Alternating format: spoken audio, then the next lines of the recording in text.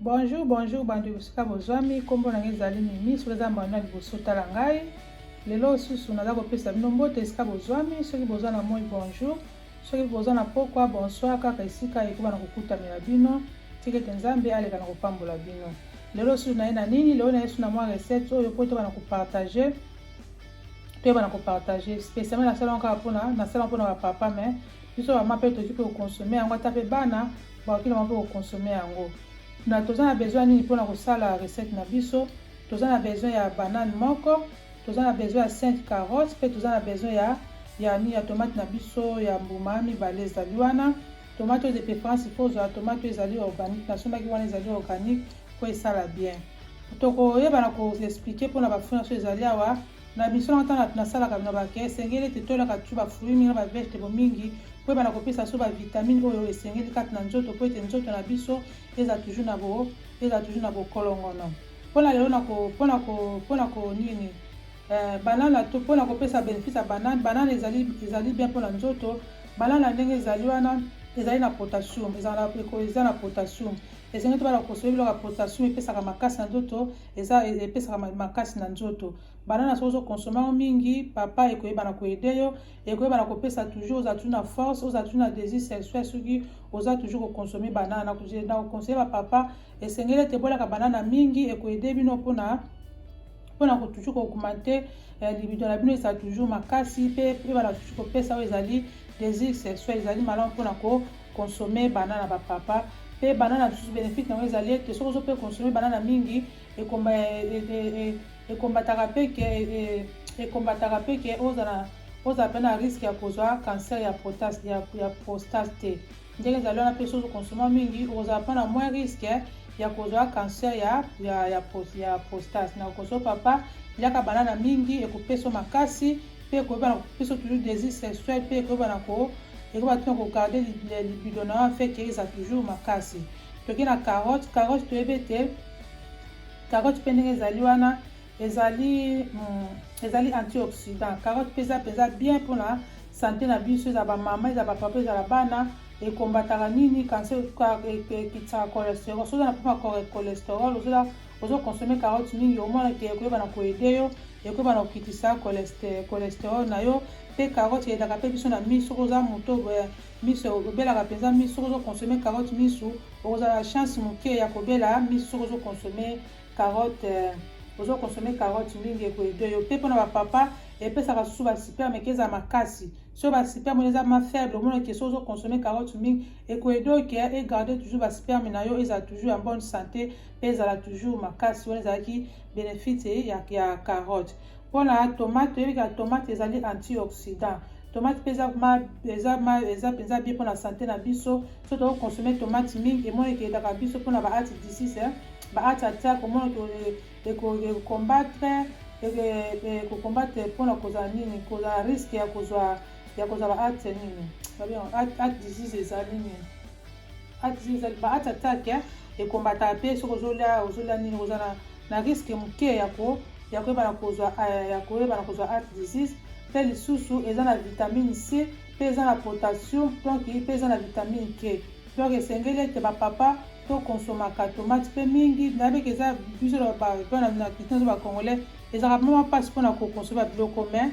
papa sala makasi yango lelo nayeki susu naya kopartage na bapapa na ngai ba3 ingrédient oyo soki na omeli yango omonike ekoyeba toujours na koede yo ekoyeba na koede yo ozopesa bavitamine kati na nzoto mpo oza toujours makasi oza toujours bokolongono afeke mama bana kolelela te ntango okutana na mama oza toujours makasi oza toujours na force donc bopikili ekoyeba na koede yo donc papa zwa momesano ya koliaka carotte ya koliaka tomate mpe ya koliaka banana mingi ekoyede yo mpona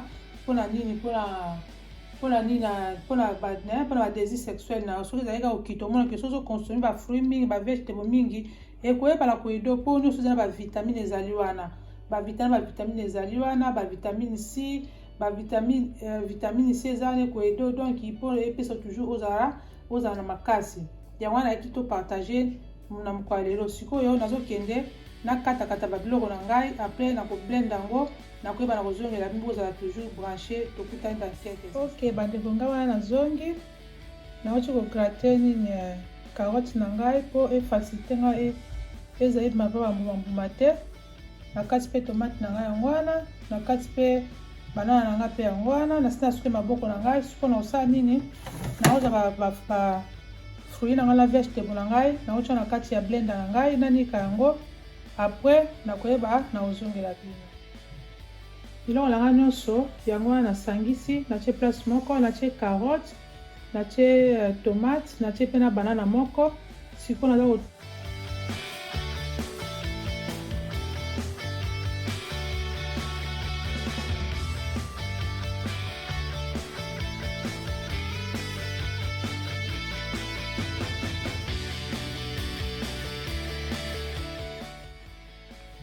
Sikoyo nasusi konika ba ingrédients na ngai, naza korinse yango mpona nazwa siko jus. Na bandisi korinse yango mpona nazwa jus na ngai. Eza mpenza efficace, papa meka, mama meka, eza mpenza bien mpona santé. Eza vraiment très bien mpona santé na biso.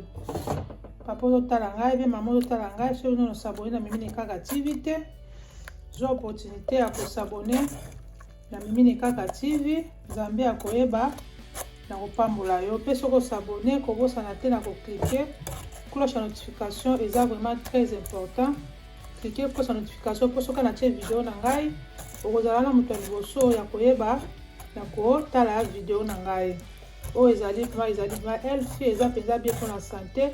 Mama sala mobali na yo, papa pesa so oza yo moko po kaka okavite ba vitamine kati na nzoto. Oke na supermarché osombi carotte na yo, osombi banane na yo, osombi na tomate na yo, omonike oyo mixe boye omeli ekosala o bien. Olombelaka babiloko ya sukali ozomela ba jus naturel boye, omonike ekoyede yo mpona santé na yo, poza toujours makasi ntango okutana mama, ntango ozokonsome ba vitamine mingi, ozokonsome ba potassium, ozokonsome ba protéine, ozokonsome ba vitamine C, ba vitamine D na kati ya mpona na biloko ya kolia, na ba fruit, na ba légumes.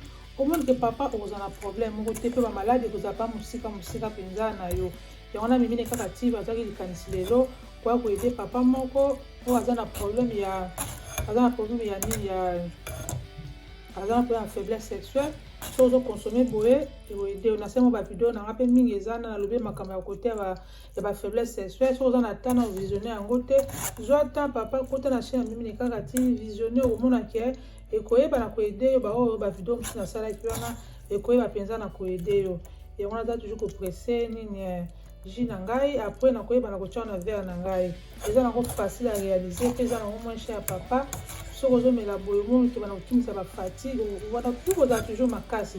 Ata mpe biso bamama esengi mpe tomela yango mpo to kaka mpo toravite ka bavitamine na nzoto. Ta baage eza kopusana, bavitamine mpe eza mpe kodimina banzoto na biso. Tant toza kolia bafruit bavegetable, tozolia babiloko eza omonike koyede biso mpona santé na biso. Donc yango wana ezalaki na likanisi toyebana kopartage yango na mokolo lelo na bapapa na ngai na bamama na ngai, ata bana na biso mpe baki komela yango. Eza mpona toute la famille, mais mingi mpona bapapa mpenza. Soki tozokonsome yango mpenza omonike ekoyebana kopesanga raison soki ozokonsome. Mais soki omonike na ba toujours tous les jours ke soki omonike faiblesse sexuelle eza makasi, kende okutana na docteur na yo. Docteur akoyebana koindique yo makambo nini koyede yo kopesa baconseil nini oki kosala. Mais soki omozaka eza nango minere osala babiloko na oyo omonike ekoyede ozoravite kaka ozoravitaye ba vitamine 4 na nzoto na yo. Ntango ozala na besoin okutana na papa na mama, omonike ekosala yo bien. Awa totie nini na bai, totie 5 carottes, totie 2 tomates ya mbuma, totie mpe na banane na biso mpe moko. Donc sikoyo nazwa yango naeza na kotia yango na kati ya verre na ngai, tokutani na tutala. Bandeko na moi nakomi na ngai na suka jus na ngai yango oyo. Bomoi jus na ngai nde ebimisi. Tala bavitamine ezali ya baprotéine ezali ya papa. Soki ozomela boye omonike ekoyeba na koyede ata mpe biso bamama babana donc ya famille mobima. Soki tozosala boye ekozala toujours malamu mpona babénéfice na biso moko. Botika na mekana mwa ndamu na kitoko makasi. Donc yango nayaki lelo tobana kopartage na bapapa na ngai bamama na ngai. Donc tozala momesano ya kosala biloko soko naturel boye ekoyebana koyede soko na basante na biso. Papa salela mobali na yo ezalaka mpona bénéfice na mona babiko nyonso, ezali mpona bisengo na yo mpe bisengo ya papa monke po bino nyonso boyeba toujours na kosepela bozala toujours na bonne santé. Yango wana donc nakomanga na suka émission na ngai.